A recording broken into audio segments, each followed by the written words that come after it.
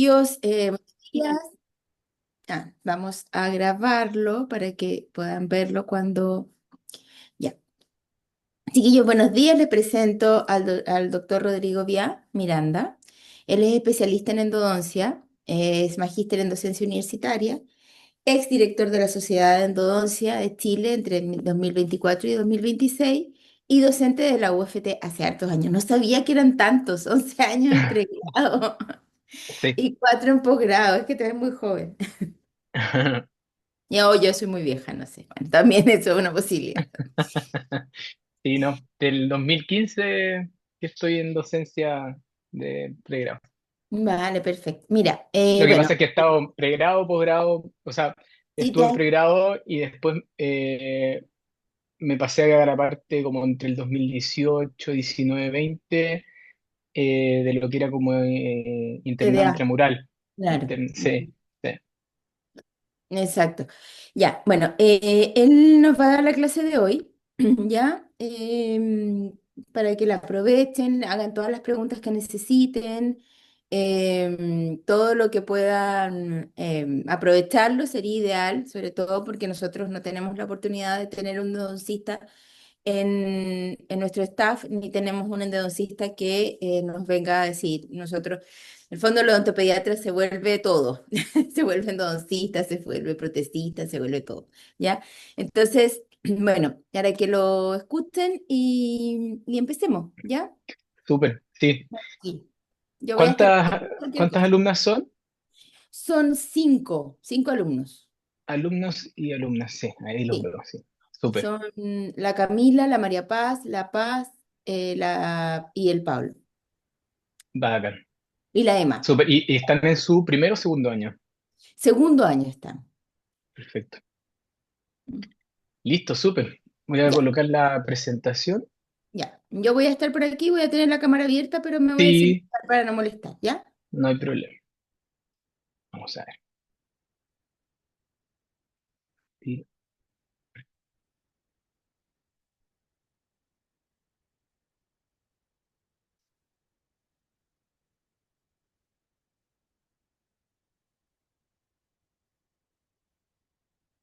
¿Se ve? ¿Se ve la presentación? Sí, perfecto. Yo Sí. la veo. Sí, súper. Bueno, muy buenos días. Estoy con dos monitores, por eso me van a ver como que estoy hablando hacia un lado y mirando hacia el otro. Eh, Muchas gracias, Tania, por la presentación. Hoy día vamos a hablar un tema, eh, yo diría que a pesar de que llevan hartos años estudiándolo, cada vez se está tratando de utilizar más, ¿ya? Que es la preservación en el fondo de dientes permanentes jóvenes mediante un proceso de volver a vascularizarlo, por decirlo así, ¿ya? Todos estos tratamientos son siempre en dientes los cuales están en un estadio necrótico y con su proceso de formación eh, que todavía no ha terminado. Entonces, vamos a ir hablando de lo más básico hasta terminar como desarrollando casos clínicos, ¿ya? La idea es que conozcamos por qué y cómo funciona este mecanismo eh, y después ustedes puedan diagnosticarlo de la manera correcta, sepan cuándo derivar, etcétera. ¿Por qué un endodoncista entonces? Bueno, nosotros aportamos como cinco capacidades específicas de lo que es el diente, el manejo en el diente permanente joven necrótico. Una es poder darles el correcto diagnóstico, tanto pulpar como periapical, un manejo de lo que son los desinfectantes, la irrigación, la correcta elección de los biomateriales y la lectura como de los resultados en el fondo cuando estamos viendo fracasos y también, obviamente, la posible resolución de estos fracasos. El diente permanente joven, como ustedes saben, no es un diente adulto pequeño, es mucho más que eso en el fondo. Es un diente que contiene todas las células madres de la papila apical cuando se encuentra en su formación radicular y el ápice abierto, y son estas células las que nos van a permitir a nosotros, en el fondo, poder aplicar de manera correcta esta terapia. Eh,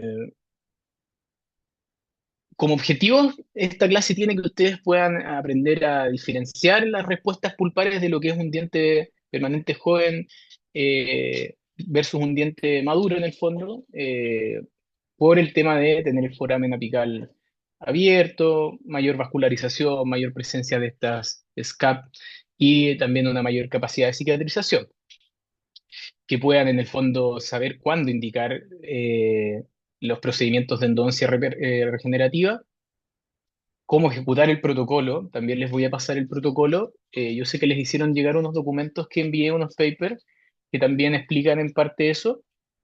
Eh, en lo que es la endodoncia, hay como, a modo de resumen, hay dos grandes universos. Uno es la Asociación Americana de Endodoncia y otra es la Asociación Europea. Ambas tienen distintos protocolos que difieren en muy pequeños pasos, pero también se los voy a explicar, ¿ya? Por si acaso ven que estoy diciendo algo distinto de lo que salía en alguno de los dos documentos. Eh, bueno, van a lograr interpretar en él también estos factores pronósticos y manejar algunas complicaciones que se puedan producir. Con este caso abro como un poquito la presentación. Es una niña de 9 años, ¿ya? Eh, que tiene antecedentes deportivos. En el fondo tuvo un traumatismo en uno de sus incisivos central. Acude a la consulta en el fondo y ustedes pueden observar que hay una fístula vestibular, no responde al frío, no responde al test eléctrico, sí hay una percusión positiva y radiográficamente observamos un ápice abierto con una lesión periapical de aproximadamente 4 milímetros. ¿Ya? Eh, ¿Qué es la importancia de esto? Que después, al final de la clase, quiero que ustedes logren decirme cómo manejarían este caso. Por eso se los planteo como de primera instancia, ¿ya? ¿Y qué es lo importante? ¿Qué es lo que estaría en juego acá? En el fondo, apexificación con MTA o generamos algún procedimiento regenerativo.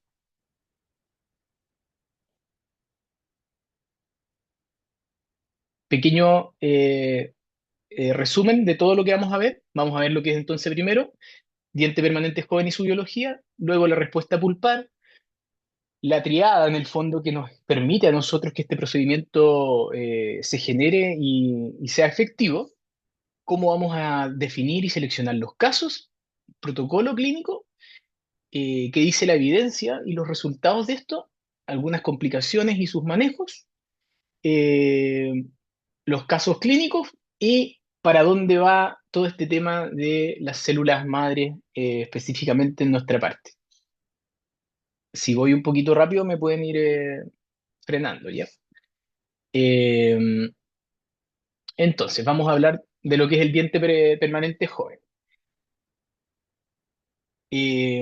La raíz de un diente tarda entre 2 a 3 años en completarse después de que se genera su erupción, ¿cierto? Y si hay necrosis durante este proceso de maduración radicular, se produce un stand-by, por decirlo así. Esa raíz no sigue creciendo, ¿cierto? Entonces, visto esto, es súper importante dentro de la ficha clínica y el examen inicial saber qué edad tiene nuestro paciente y poder contemplar a partir de esa edad unos 2 o 3 años para saber que ese ápice va a terminar cerrándose. Por eso el cuadro ahí nos muestra primer molar aproximadamente a los 6 años, su ápice cierra a los 9 aproximadamente, en promedio. Lo mismo sucesivamente. En el fondo ustedes le tienen que sumar de 2 a 3 años y van a poder tener como la proyección de cuándo debería estar cerrado ese ápice.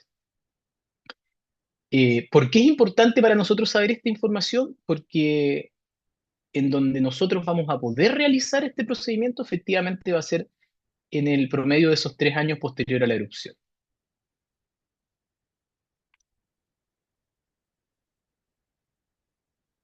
Vamos a ver un poquito lo que es la anatomía, ¿ya? ¿Qué es lo que tenemos nosotros biológicamente al interior de estos dientecitos que nos permiten, o por qué en el fondo estas células todavía se encuentran ahí, ¿ya? Las tres estructuras en el fondo que nos van a permitir la sobrevida de esta raíz después de una necrosis pulpar va a ser la vaina epitelial, la papila apical y el folículo dental propiamente tal, ¿cierto? Eh, Muy resumido en el fondo, porque me imagino que ya han visto esta parte, la vaina epitelial de Herwin induce la formación radicular y la diferenciación de los odontoblastos. La papila apical, lo que es tejido conectivo laxo, que va a ser ahí donde van a estar todas estas células madre de la papila. En el fondo, SCAP significa Stem Cell from the Apical Papilla. Y, y son estas células las que nos van a dar toda la capacidad ontogénica proliferativa muy alta. Y posteriormente tenemos lo que es el folículo dental, que va a ser en el germen, en el fondo, el origen, que nos va a dar origen al cemento, al ligamento periodontal y al hueso alveolar. Ahí se las coloqué en el fondo, donde se encuentran estas células. ¿Y por qué en estos casos no podemos los endodoncistas simplemente hacer un tratamiento de conducto convencional? Eh, que sería como lo que todos pensarían que es lo más fácil para uno llegar y hacer este tratamiento en endodoncia, si el diente está necrótico, etcétera. Primer problema, no hay un tope apical. Si no tenemos un tope apical, por lo general, ¿qué es para nosotros un tope apical? Un foramen que sea menor a 1 milímetro, ¿ya? Que eso nos va a permitir a nosotros compactar la gutapercha, que el cemento se mantenga posicionado al interior del diente y no se extruya de manera grotesca, porque a pesar de que nos gustan los puffs, eh, el cemento en algunos pacientes genera una irritación y una inflamación crónica que terminan con periodontitis.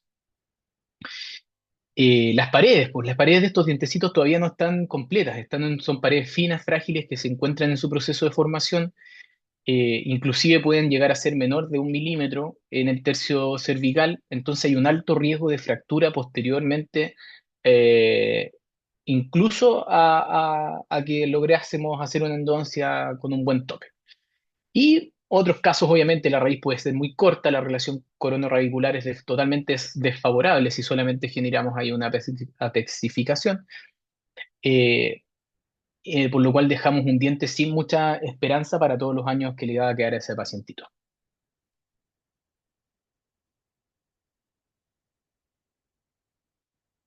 Etapas de Sveck, también imagino que esto también lo han visto, ¿ya? Las etapas de Sveck prácticamente van a ser en lo que nosotros y ustedes como odontopediatras, futuras odontopediatras, se van a tener que fijar para poder indicar estos procedimientos. ¿Por qué? Lo voy a ver un poquito más adelante en detalle, pero tienden a no reaccionar muy bien estos dientecitos a darnos respuestas erróneas con los test. Entonces la manera inicial va a ser en base a la radiografía. ¿Y qué van a ver en la radiografía ustedes? Cómo se encuentra el desarrollo radicular. Entonces, tenemos que realizar este tipo de procedimientos en lo que es la etapa 1, etapa 2 y etapa 3, va a tener un pronóstico más bien favorable. Ya pasando a la etapa 4 y etapa 5, puede que el pronóstico sea bueno, y en la etapa 5 propiamente tal, ya es como el límite o pudiese no estar indicado. Esto porque ya en la etapa 5 debiésemos tener el engrosamiento y el crecimiento radicular necesario como para indicar tal vez una terapia endodóntica.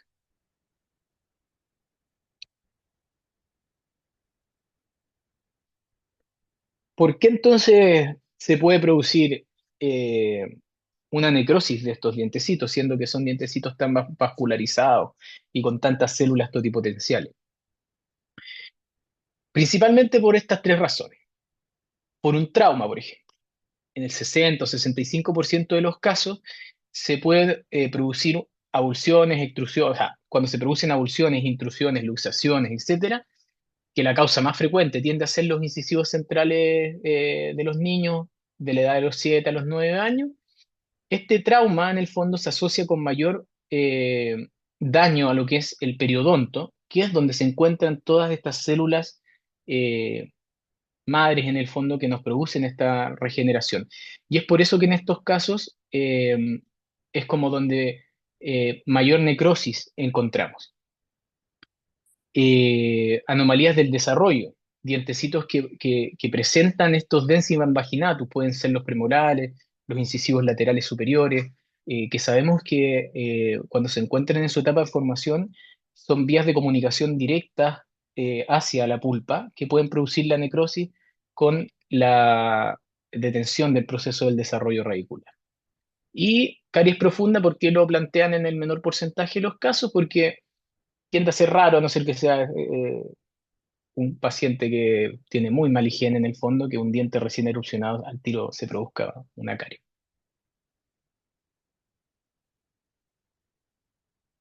Vale, vamos a la segunda partecita entonces, la respuesta pulpar, ¿ya? Eh, que es lo que les mencionaba yo, y esta triada en el fondo que les mencionaba, que nos va a permitir a nosotros poder realizar este procedimiento. ¿Cuál es la diferencia de la respuesta pulpar que ustedes van a poder analizar entre un diente permanente joven con un diente maduro? La vascularización, primero. Sabemos que es una vascularización eh, muy rica en el fondo, muy nutrida en lo que es el diente permanente joven, no así en el diente maduro que prácticamente queda con un hilito de flujo de vascularización, eh, lo cual genera que existamos los endoncistas. Porque si tuviésemos probablemente permanentemente una buena vascularización, de seguro ya hubieran inventado algún medicamento que se dé oral y que produzca una desinflamación, por ejemplo, de esa pulpa. Eh, la densidad celular. Los dientes permanentes jóvenes tienen una pulpa mucho más vascularizada, con una alta capacidad en el fondo de respuesta. Tienen estas células madre tanto en lo que es la papila apical como la pulpa dental propiamente tal. ¿Ya? Eso significa DPSC en el fondo, son stem cells de la pulpa dental.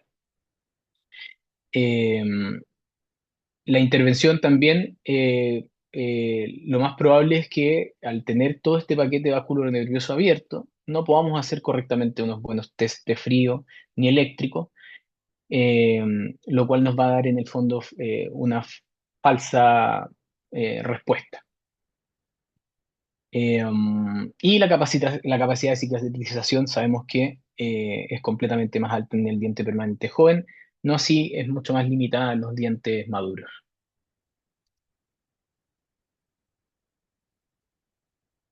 Vale, vamos a ver entonces las pruebas diagnósticas convencionales. ¿Por qué pueden fallar en el fondo estas pruebas respecto a o versus un diente maduro? ¿Ya?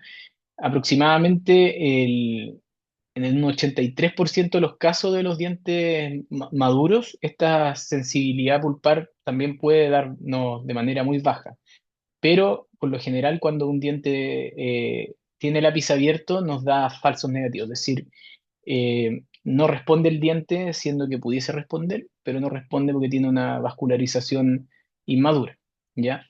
Eh, el test pulpar eléctrico también es menos confiable incluso, eh, siendo que cuando un diente es maduro, el test pulpar eléctrico es como la última opción que le damos al diente a que responda. El calor, la verdad es que en odontopediatría no se usa por la sensación que se le produce al paciente de dolor. Eh, y ya, como modo de su conocimiento, existen estos otros métodos, que es una oximetría de pulso o el láser Doppler, que si quisiésemos hablar de lo que es propiamente vitalidad de un diente, sí lo pueden medir, ¿ya? Lo malo es que está poco disponible, pues no en todos los lugares se encuentra este instrumento en el fondo que nos permite hacer estas pruebas. Lo que es percusión y palpación también va a ser mucho más eh, mayor en el fondo en dientes que ya están con su vitalidad o con su o sea, con su ápice cerrado, ustedes lo van a poder, eh, va a ser más predecible en el fondo que en un diente con el ápice abierto. Lo que es el sondaje, la movilidad, esto también es importante que ustedes lo puedan realizar cuando hacen el análisis de estos casos para determinar si es que hay algún tipo de fractura o enfermedad periodontal. Cuando un diente presenta eh, un rasgo de fractura, tiende a asociarse un saco único a ese rasgo de fractura. Entonces el sondaje en ese caso es súper importante. Y la fístula, o trayecto sinuoso, como se describe, también va a ser un signo para nosotros de necrosis y que ustedes en el diente permanente joven lo debiesen ver bastante, ¿cómo decirlo? Es como lo que les acusa o les termina acusando y termina siendo casi que el motivo de consulta de la mamá. Por lo general los chicos cuando tienen estos traumatismos, etcétera, eh, quedan con su dientecito ahí, lo mantienen, tal vez van, lo llevan al primer control, pero después se dan cuenta cuando les aparece la fístula. Por lo general no pasan por un proceso doloroso entre medio en el cual la mamá puede decir a mi niño o mi niña se está quejando de esto, lo voy a llevar, sino que básicamente cuando ya está la fístula.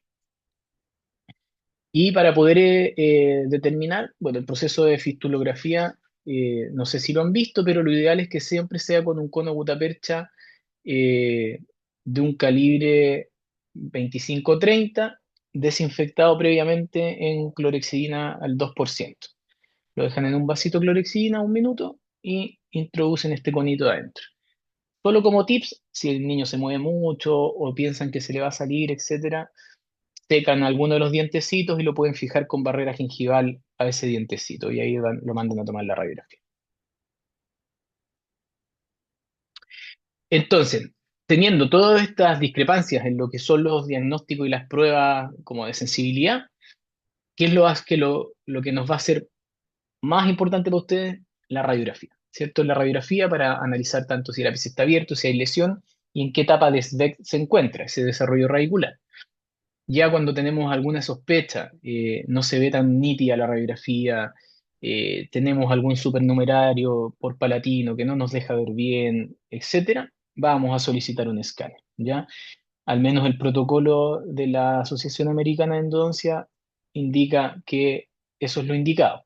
Sabemos que los escáneres no es lo más indicado en los niños por la cantidad de radiación, etcétera, etcétera, pero a veces hay que poner en la balanza hacer un buen diagnóstico y poder salvarle el diente o someterlo a esta radiación.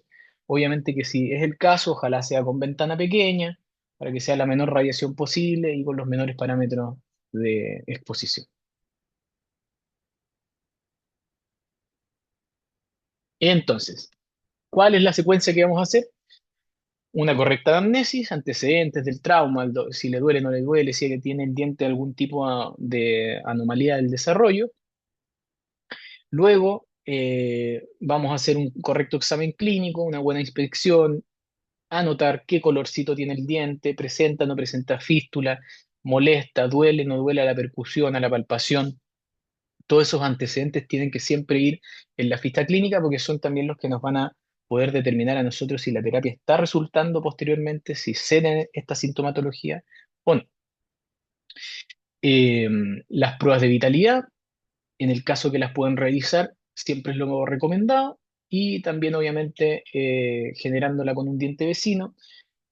Todo eso va a depender, como les decía, de cómo venga también su paciente, si está muy nervioso, eh, cómo lo van a manejar, si lo van a lograr controlar, explicarle para que estas pruebas que se van a realizar, ahora por suerte tienden a ser un paciente más joven, por lo general, dentro de los 7, como les decía, 9 años, tienden a entender un poquito más las explicaciones, pero igual a veces es complicado colocarles como frío en un lado porque se terminan asustando y después no podemos aplicarlo en el diente en cuestión.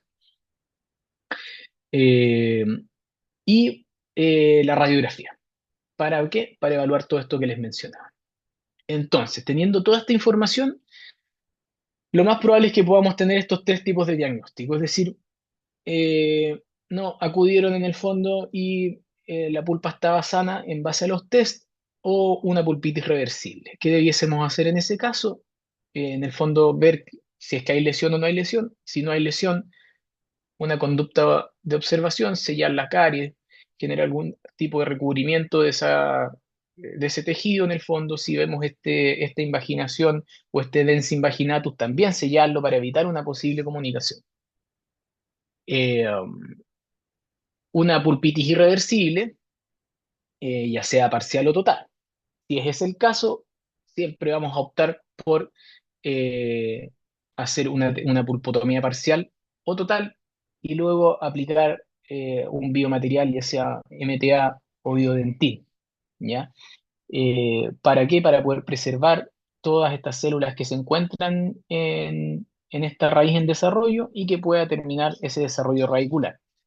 En muchos de estos casos, cuando se realiza, por ejemplo, una pulpotomía parcial o de SDEC o total, y se aplican estos biomateriales, eh, nosotros observamos siempre con magnificación cómo se encuentra el tejido pulpar.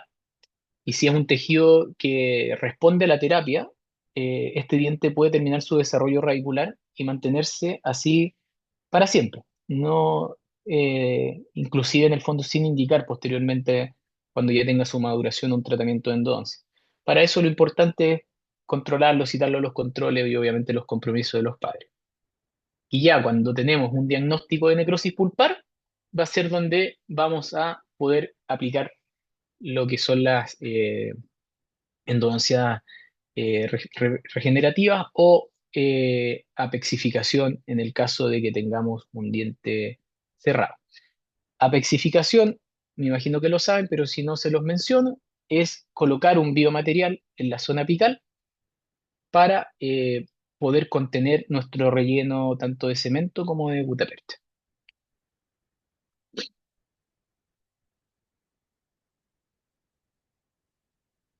Entonces, bueno, como ondeando más en el tema, según el estado pulpar, vamos a poder generar recubrimientos pulpar directo, la pulpotomía parcial, como les mencionaba, la total, como les mencionaba, la revascularización, que es el foco de hoy, o estas terapias de apexificación, cuando ya el ápice se encuentra cerrado, pero aún así es mayor a 1 milímetro.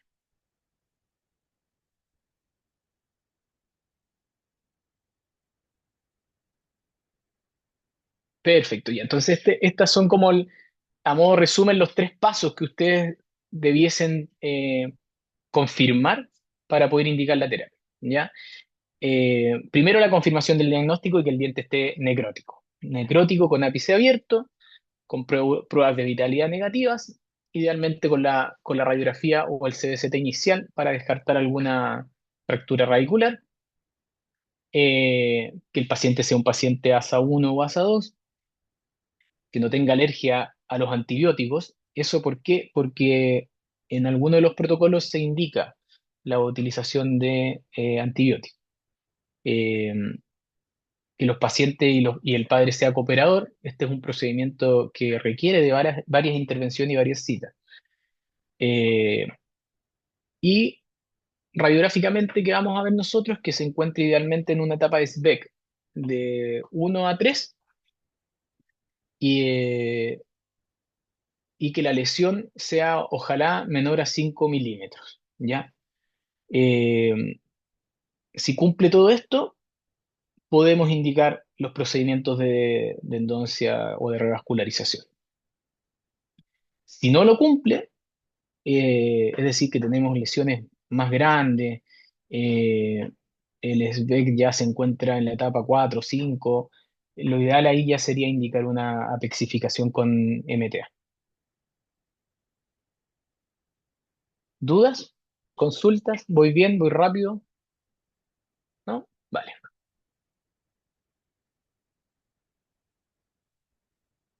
Ya, vamos a la tercera parte.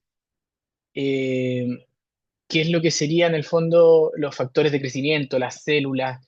eh, ¿Por qué en el fondo funcionan estas terapias?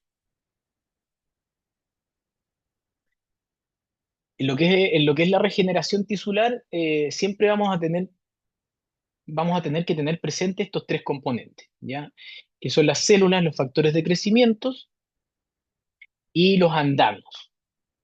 Eh, si falta alguno de ellos, vamos a hablar de reparación y no de una regeneración propiamente tal, ¿ya? Las células madres, si bien estas van a ser vivas y multipotenciales, las aporta, perdón, el dientecito propiamente tal, ya sea de las células madres que se encuentran en la papila apical o las células madres que se encuentran en esta pulpa en formación. Los factores de crecimiento eh, van a ser provenientes de la dentina, ya de las paredes dentinarias propiamente tal. De ahí se van a desprender y nos van a señalizar de alguna manera a que nuestras células madres ingresen y proliferen hacia el interior de la raíz. Y el andamio, en el fondo, que vendría siendo como el soporte para estas células, se da propiamente por el coágulo de sangre o algunos, algunos productos en el fondo que están sacando últimamente, pero los vamos a ir viendo durante la presentación. Teniendo entonces estos tres componentes, vamos a lograr una correcta regeneración. La clasificación de estas células madre, a grosso modo, tenemos las totipotenciales, las pluripotenciales, las multipotenciales, que son las que nos van a interesar a nosotros, y las unipotenciales.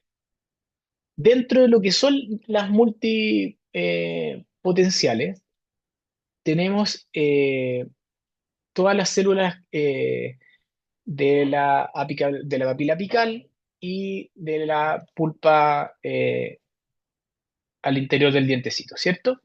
Entonces, ¿por qué estas células nos importan a nosotros? Una, porque permiten mantener la población celular. Ellas se encuentran en el fondo, su población está indefinidamente autorrenovándose, ¿ya? Por la cantidad de irrigación que llega a la zona. Se pueden diferenciar en odontoblastos, en osteoblastos, inclusive en neuronas, ¿ya? Pueden, eh, también nos permiten que sean, tienen una plasticidad. Eso quiere decir que las células de la pulpa pueden utilizarse para enfermedades neurológicas. Tienen una inmunomodulación, reducen en el fondo la inflamación local, secretan citoquinas, eh, tienen bajo riesgo de rechazo por el paciente porque obviamente son células que provienen del mismo pacientito. Aquí está este esquema en el fondo donde las clasifica y para que ustedes puedan ver de dónde se provienen. Eh, Tenemos entonces primero las células que son del folículo, perdón, ahí sí están. Las células que vienen en el fondo del folículo dental, que es el saco en el fondo que va a rodear este dientecito antes que erupcione. Después tenemos las células que son del ligamento periodontal, que se encuentran situadas en esta zona, que van a tener la capacidad de diferenciarse en cementoblastos o fibroblastos. eh, Van a ser la clave en el fondo para poder regenerar los tejidos de soporte del diente cuando se produzca el crecimiento radicular. Tenemos también las células madres de lo que vendría siendo la pulpa dental, las cuales tienen una alta capacidad proliferativa, son ideales para regenerar el complejo dentino pulpar. Eh, Tenemos las células madres del diente deciduo que ya están en proceso de exfoliación. Estas células madres son más jóvenes que las de eh, que las células madres que se encuentran en la pulpa dental propiamente tal. Eh, y se pueden obtener del diente deciduo e insertar en estos procesos. Y vamos a tener ya finalmente lo que son las células madres de la papila apical, ¿ya? Que son las que son cruciales para nosotros para los procedimientos de revascularización e incluso para pexificación, ya que son las que nos van a van a determinar, valga la redundancia, que se termine el proceso de formación radicular.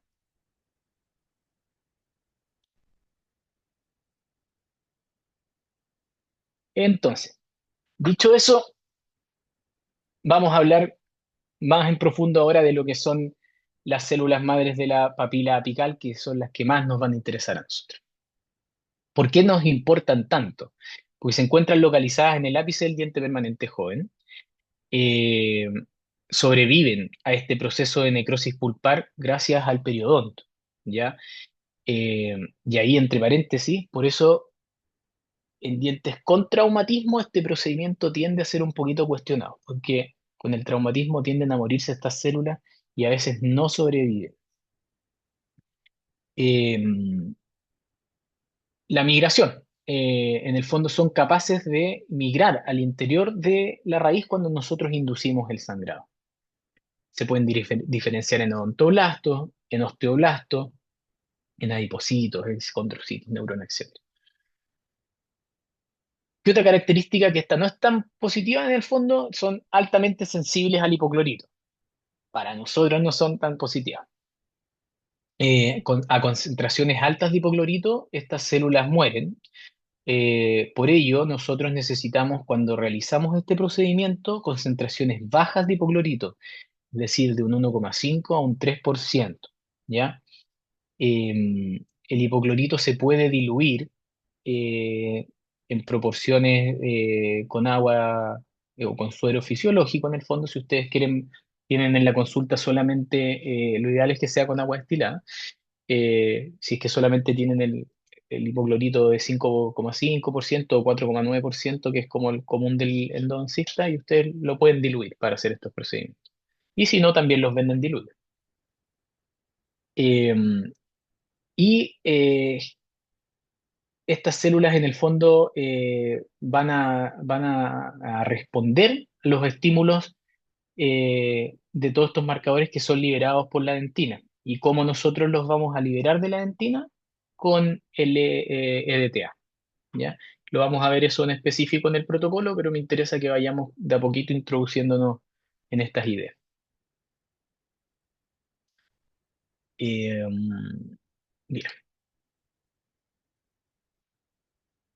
bueno, esta es otra clasificación en el fondo de las células madre, eh, para que ustedes sepan que se pueden obtener, por ejemplo, de los terceros molares, las células madres de la pulpa dental, o lo que vendría siendo las células madres del diente exfoliado, también se pueden obtener desde ahí para tener un banco como autólogo pediátrico.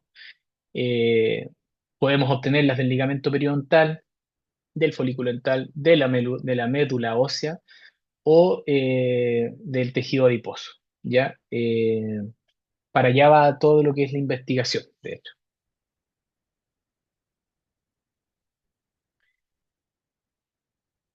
Ya, vamos a ver un poquito lo que son los factores de crecimiento. Yo sé que esta parte es un poquito fome, ¿ah? Pero me interesaba que conocieran bien cuáles son los mecanismos por qué esto resulta y las células involucradas en este proceso. Eh, los factores de crecimiento son en el fondo proteínas que se van a unir a estos receptores específicos y van a dar el orden a las células de proliferar, migrar, diferenciarse, etcétera, ¿ya?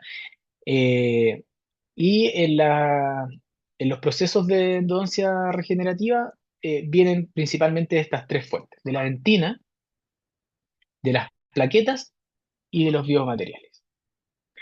La dentina, obviamente que para nosotros es el mayor reservorio de estos factores de crecimiento, ¿ya? Que van a ser, como les decía, los mensajeros que hagan que estas células desde el abajo se nos vayan al interior de la raíz. Eh, los liberamos con el hepta, con el hipoclorito o con algunos ácidos de las bacterias propiamente tal, también se pueden producir esta liberación. Las plaquetas eh, son liberados en el fondo al inducir el sangrado, al inducir el proceso de relleno de esta raíz necrótica, eh, que eso lo vamos a producir nosotros en la segunda sesión del procedimiento, ¿ya? O también lo podemos tener disponible en las paquetas en los concentrados de PRF o PRP, ¿ya? Que es plasma rico en fibrina o plasma rico en plaqueta. Y de algunos biomateriales, que el MTA, el Biodentin, Endosequence, bueno, el Endosequence se llama en Estados Unidos, acá se llama Total Fill, ¿ya? Lo van a encontrar por la marca, es exactamente lo mismo, solamente que acá se llama Total Fill, y es de la marca FKG. Eh, Perdón. Entonces, esos son los factores de crecimiento. Vamos a ver ahora cuáles vendrían siendo como los andamios, ¿ya? Es decir, lo que nos va a permitir a nosotros sostener todas estas células en su lugar.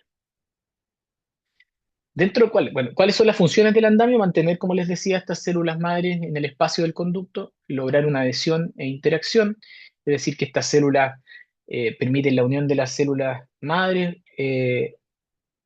con el componente de la matriz extracelular, que se deposite esta matriz extracelular nueva en la proliferación y la diferenciación celular, que se mimeticen las células madres con el complejo pulpo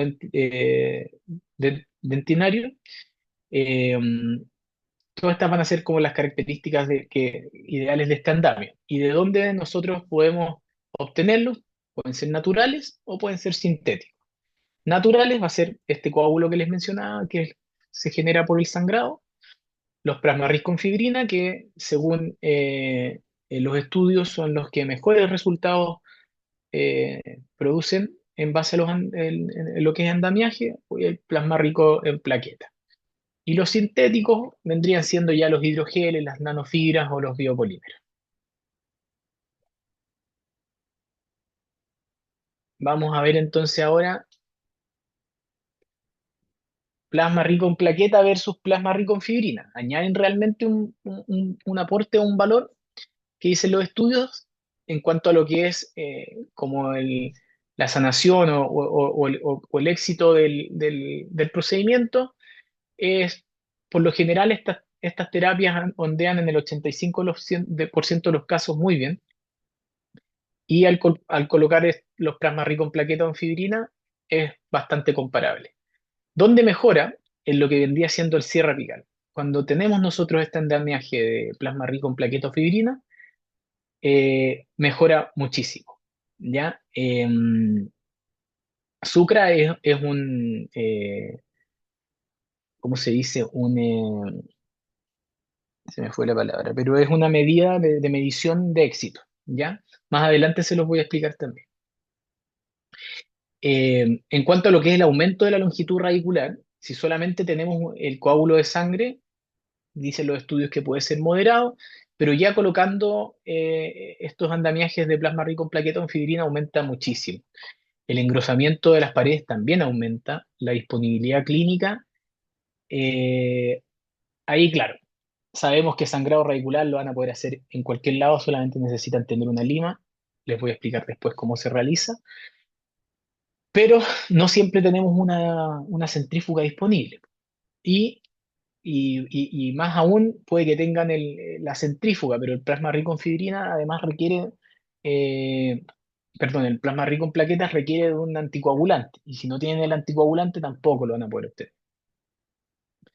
El costo, sangrado cero, y los demás obviamente pueden tener alto costo del plasma rico en plaquetas, más que nada por el tema del anticoagulante, y el plasma rico en fibrina medio.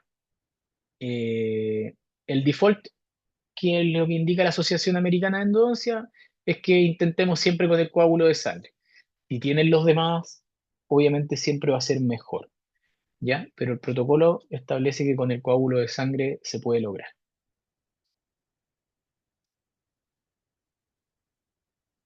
Ya, vamos ondeando y entrando cada vez más a lo que a ustedes les interesaba de esta clasecita. Revascularización, entonces. Vamos a encontrar estos tres términos en la bibliografía: revascularización, revitalización o procedimiento endodóntico regenerativo propiamente tal. Son lo mismo. El término más frecuente que ustedes van a encontrar es revascularización, ¿ya? Que es énfasis en restablecer el flujo sanguíneo, y es el que más se utiliza en la literatura.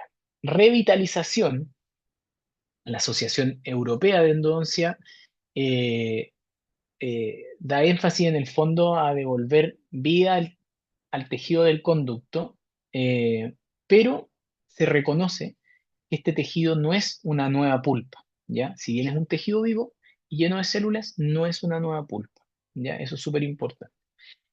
Y procedimiento endodóntico regenerativo o tratamiento endodóntico regenerativo es como lo dice la Asociación Americana de Endodoncia, ¿ya?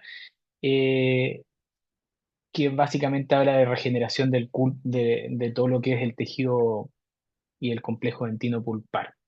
Pero si nos vamos como a la histología dura y pura, no es lo mismo, no es una pulpa igual. Entonces, hablar de regeneración tal vez genera estas discrepancias con los otros términos.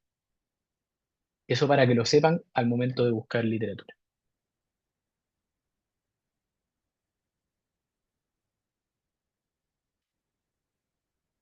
Eh, ya, vale. ¿Dónde estamos hoy en día? Esto es un poquito un approach de, eh, en el fondo tenemos las células libres, que son las que encontramos nosotros dentro de nuestro dientecito, de nuestro huésped, que son,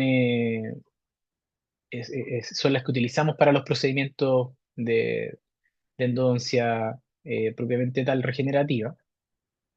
El reclutamiento es por parte de las células del ligamento periodontal, son bacteriales del mismo huésped, por lo cual nos generan rechazo, la técnica es accesible, no necesitamos como una aprobación y es lo que hacemos siempre en la consulta. Y tenemos algunos andamios un poquito eh,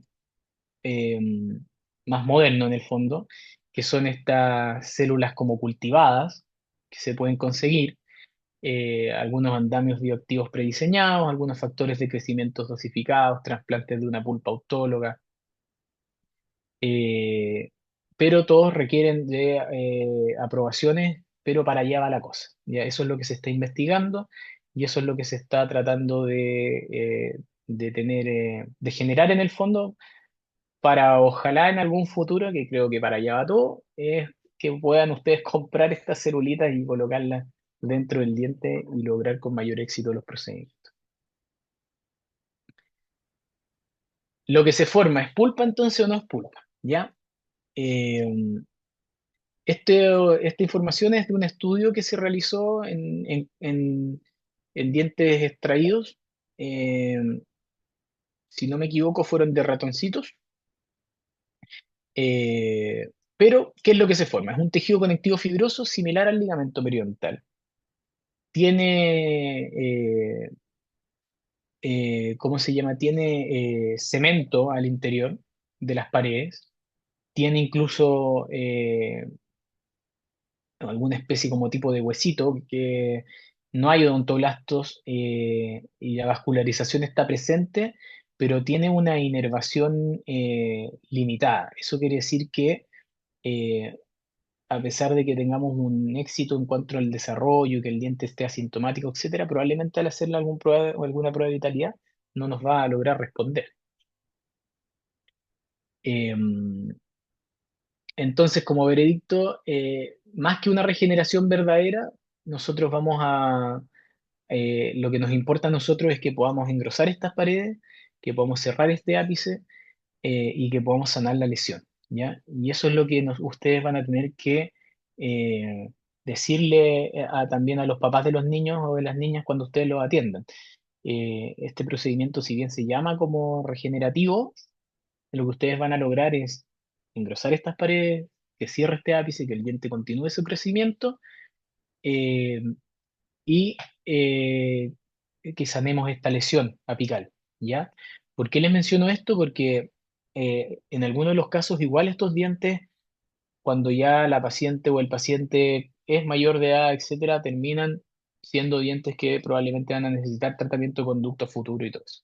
Entonces, nunca dar como la expectativa de que con este procedimiento vamos a revitalizar el diente y todo eso. ¿Ya? Más que nada un manejo que tienen que tener ahí bien con los papás.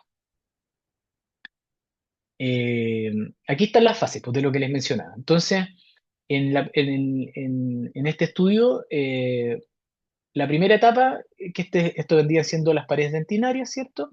Esto que encontramos acá es el interior del conducto radicular y esto que se ve acá es el biomaterial que se coloca como tope, ¿ya? Entonces, bueno, insisto, más adelante viene el protocolo, pero ustedes tienen este diente necrótico, generan la estimulación del sangrado, se comienza a llenar todo de sangre. Pero ¿qué pasa a nivel eh, de lo que es célula propiamente tal? El día número uno, por ejemplo, el conducto está lleno de sangre y fibrina, ¿cierto? Que esto es lo que se ve acá. No hay células reparadoras aún y el coágulo sirve solamente como un andamio. Están todas las células aún en lo que es la, la- la papila propiamente tal. Entre el día 3 y el día 7 comienza esta invasión celular al interior del canal, ¿ya? Este coágulo se comienza a reemplazar por un tejido fibroso, las células llegan, eh, que son los fibroblastos, y aparecen los primeros vasos sanguíneos, ¿ya? Los primeros indicios de angiogénesis. En el día 14 ya se produce un inicio de esta calcificación, se empiezan a depositar tejidos duros alrededor de las paredes dentinarias, e inclusive tejido duro bajo el MTA. En este caso colocaron MTA. Entre el día 21 y el día 28 ya se empieza a observar el cierre apical debido a todo este tejido que se fue formando alrededor y engrosando estas paredes dentinarias, ¿ya? Entonces, esto es el proceso que ustedes están induciendo, viéndolo como histológicamente.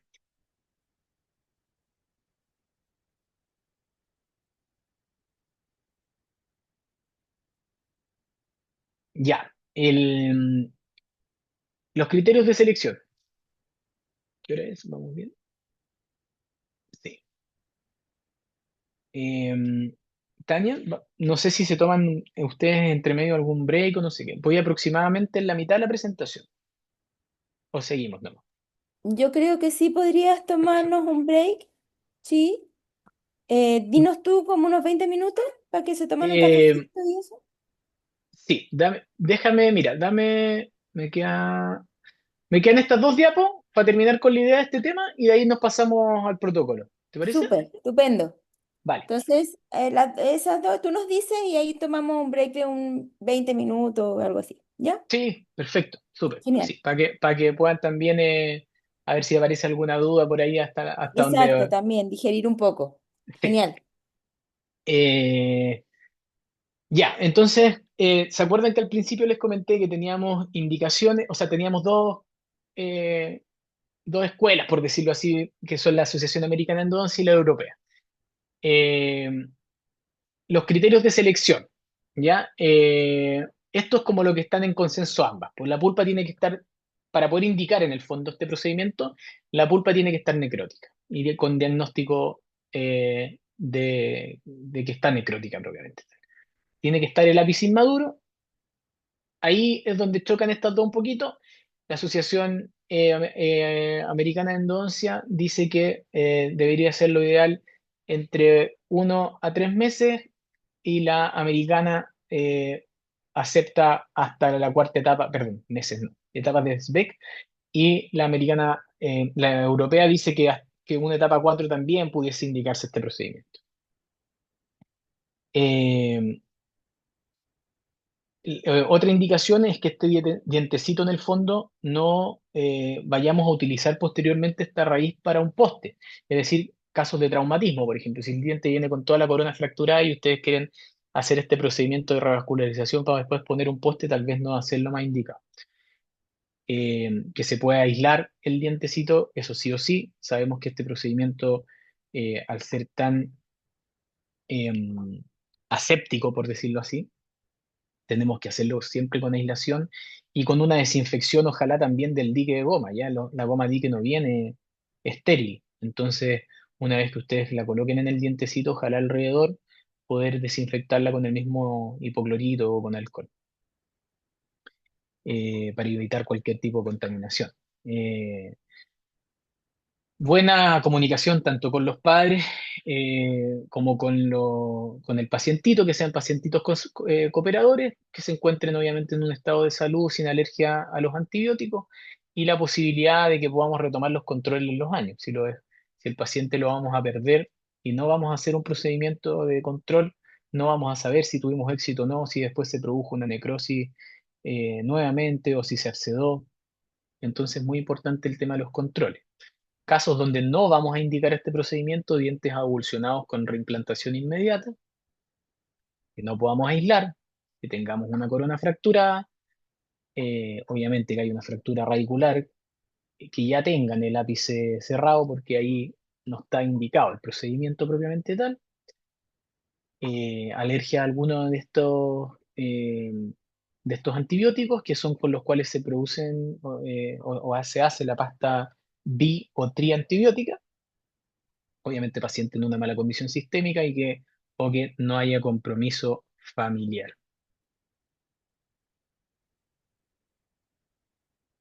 Um, ya, ¿qué nos dice la evidencia entonces? Que el estadio de SBEC va a ser lo más crítico, es lo que ustedes tienen que fijarse, ¿cierto?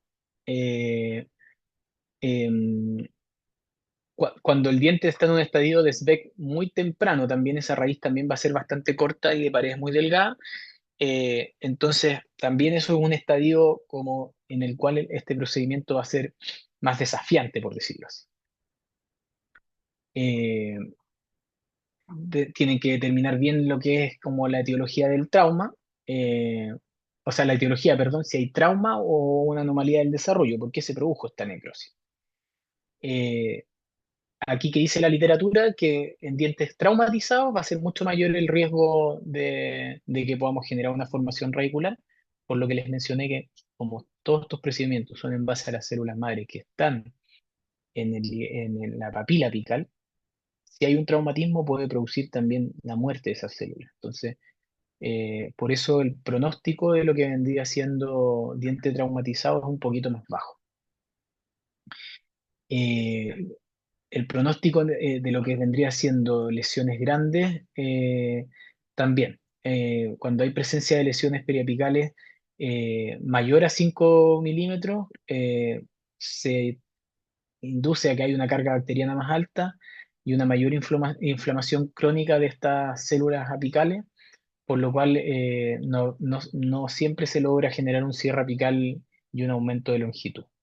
No por eso no se va a intentar, ¿eh? Esto siempre es lo que dicen los estudios, pero siempre hay casos que se pueden resultar igual.